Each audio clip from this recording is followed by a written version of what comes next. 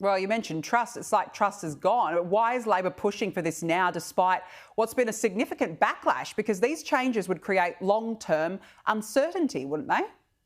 Yeah, and of course the Treasury and other people involved understand this, and there is a real need for this, and it's because we've got a tax system that is under extraordinary pressure, both in terms of the sheer volume of money it needs to raise to cover the government spending, and we know that that's increasing to record levels as a share of the economy.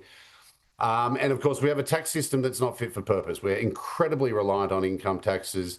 And this is an effort to try and put more taxation, which many, including myself, would argue, which is probably fair enough, on older people and their higher incomes.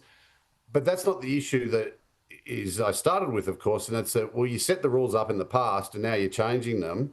That's the issue from a credibility point of view. But the problem for the government is they need to raise money and they need this tax or some other tax. Yeah, it's all about money, isn't it? But I've got to ask, does it point to a wider issue with our tax system in general?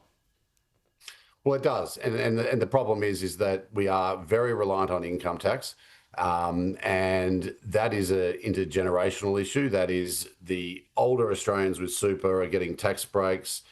Therefore, the younger Australians who are of working age are having to increasingly bear the burden, and they're a smaller proportion of the economy.